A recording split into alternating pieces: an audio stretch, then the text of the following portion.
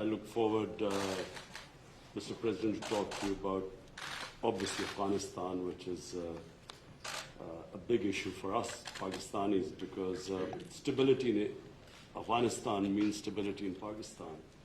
We also want to talk about all three neighbors, Afghanistan, India, Kashmir, and of course Iran. We will discuss the situation there, because all three neighbors of Pakistan. He lives in a very friendly neighborhood. I mean, as if there are not already enough challenges. Mr. President, after your last meeting with the Prime Minister, offered to mediate between India and Pakistan over Kashmir.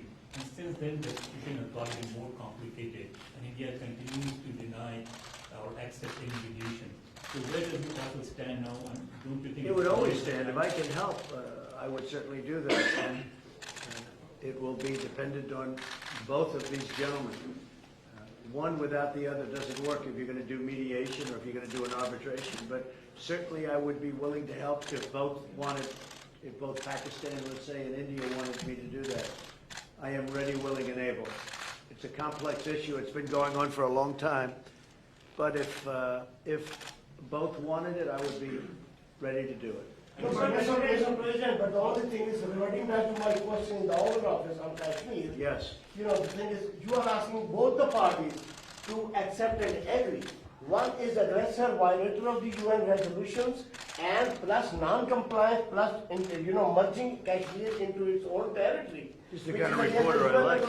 I like this reporter. And how can you? Are you a member of this team, or are you? I'm not a member of this team. I'm an independent journalist. You're saying what you think. Let me complete my question, Mr. No, but I have to be requested. How can you make an aggressor and an aggressor That's okay. meet and the violation of the UN resolutions? Very fair question or statement. Let me put that one down as a statement if you don't mind. But you're right. You have to have you have to have two parties that want to agree, and when they come, and at some point India may come. I have a very good relationship with Prime Minister Modi. I have a very good relationship with Prime Minister Khan. And if at any time they say, we have some points that we think we can maybe iron out, I think I'd be an extremely good arbitrator. I've done it before, believe it or not, and I've never failed as an arbitrator. I've been asked to arbitrate disputes, pretty big ones from friends, and I've done it in a good, successful fashion. If I can be of help, you know that. If I can be of help, let me know. But you'd have to have the assent also from the other side. Mr. President, Johnson has now called for a new deal, just moments ago, for a new Iran deal. This is the first time he's called for that. I wonder what your reaction to it, and have you discussed that with him? Well, I think that's why he's a winner. That's why he's a man that's going to be successful in the UK, and I think that's great. You're talking about Boris, yes, right? Boris. Boris is a man who, number one, he's a friend of mine, and number two, he's very smart, very tough. And he does want a new deal, because the other deal was ready to expire. It was a very short number of years left. All that money paid and wasted. You didn't have the right to inspect the appropriate sites. You were looking at sites that would never be used to create nuclear. The sites that they would use, we weren't allowed to inspect. What kind of a deal is that? And ballistic missiles. They're allowed to test ballistic missiles and other things. But one of the biggest things is the fact that the agreement is going to expire in a very short number of years. And what kind of a deal is that? We're dealing with countries. You have to go long term. So I respect Boris a lot, and I am not at all surprised that he was the first one to come out and say that. Mr. President, this is the first time. Mr. President, this is the first time. This is the first time. This is the first time. So this is Jazeb Ali from Airline Industry, Pakistan. So this is the first time we get honest leadership like you in America. And in past, I agree with that. This is the first time you've had so in past, in you've past, had a lot of dishonesty, and they've treated Pakistan very badly. so in past, People in my position have treated Pakistan very badly. so in past, I think okay. that I wouldn't say Pakistan has treated us too well either, but maybe there was a reason. And in fact, I think there was a reason for it.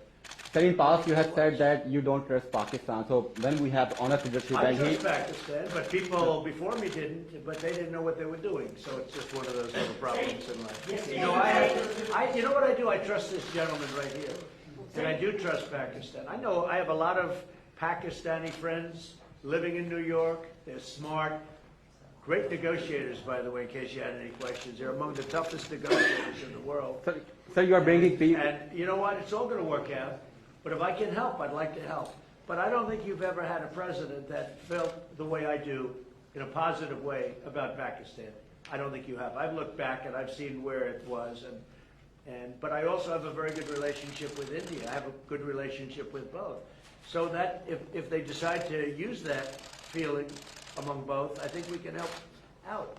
But it's been a long-standing, this has been going on for a long time. So you're. Mr. President, yesterday on Shared the Stage with PMO, he alleged that Pakistan is the hub of terrorism. Do you endorse that or do you disagree with that? Because you said that Pakistan has made a lot of terror. Well, I really have been pointing much more to Iran.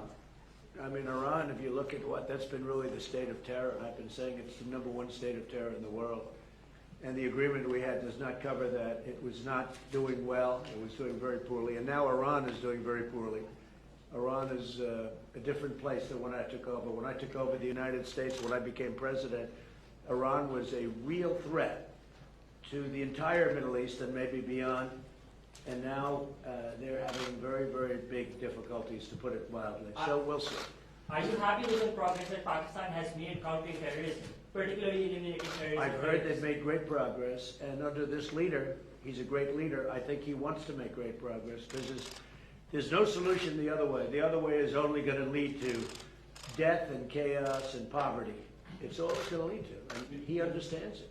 The Prime Minister understands it. Are you concerned about the human rights situation in Kashmir? About which? Human rights situation, human rights Sure, violations. I'd like to see everything work out. I want it to be humane. I want everybody to be treated well. You have two big countries, and they're warring countries, and they've been fighting. And I mean, I heard a very aggressive statement yesterday. I don't have to say that. I was there. I didn't know I was going to hear that statement. I had said, but I was sitting there, and I heard a very aggressive statement yesterday from India, from the Prime Minister, and I will say it was very well received within the within the room. The statement itself, that was a big room. There were 59,000 people. But it was a very aggressive statement, and I hope that they're going to be able to come together, India and Pakistan, and do something that's really smart and good for both. And I'm sure there's always a solution, and I really believe there's a solution to that. If you can have the you might find a Nobel Prize. Mr. President. You've asked one already. Go ahead. Quickly. Make 1 second statement. Now, if Go ahead, make a you statement. can solve this outstanding issue of Kashmir, very likely and definitely you will be deserving a Nobel Prize on that. I think Peace I'll get a Nobel Nobel Prize for How a lot about of that? things. Mr. President. I think I'm going to get a Nobel Prize for a lot of things if they gave it out fairly, which they don't. Mr. President. They gave one to Obama immediately upon his ascent to the presidency, and he had no idea why he got it. And you know what? That was the only thing I agreed with him on. Mr. President, last time. Mr. Prime Minister, would you like to raise the issue of curfew, lockdown, and the capacities in Kashmir before President of America? You know, Mr. President, I was going to raise it in private, but it needs to be said that for 50 days, 8 million people are under siege by 900,000 troops. And it's a humanitarian issue. And so I was going to say that were you supposed to meet Narendra Modi now, I would have asked you to at least lift the siege. I mean, it's a huge humanitarian crisis taking place. Okay, so we're going to be talking about that We'll in a little discuss while. that. Mr. Prime Minister, what are your expectations from American President about the Kashmir issue? My expectations, President Trump heads the most powerful country in the world. And the most powerful country in the world has a responsibility. And you know this, you very kindly wanted to mediate in this. And you also said that both of us, India and Pakistan, has to agree to mediation. But unfortunately, India is refusing to talk to us. So in this situation, I feel that this is the beginning of a crisis. I honestly feel that this crisis is going to get much bigger, what is happening in Kashmir. So we would like to talk about that later. But just the fact that the position of the United States, it's the most powerful country. It can affect the United Nations Security Council. It has a voice. So we look to the U.S. to put out flames in the world. Are you Mr. Prime Minister, are you I will disappointed? say this, look, out of my respect for your Prime Minister, I will say that many countries wanted to meet with me and us, the United States, during this very short 3-day period, and we were unable to meet with many of them. One of the countries I wanted to meet with was Pakistan and your Prime Minister, and it's an honor to be here with you. And I think you should let us start talking now, because but I do appreciate there's a tremendous spirit from your press. I don't see that with us. They want to always tear our country down, and with your press, it's really, they would like to see something positive for your country. And I will tell you this, you have a great leader. And he's a good man, he's a nice man, happens to be a great athlete, not that that matters, but it's always nice. You are a great leader too, sir. We love you. Thank you very much. You take care of yourselves. Thank you very much. Thank you, sir. Thank you.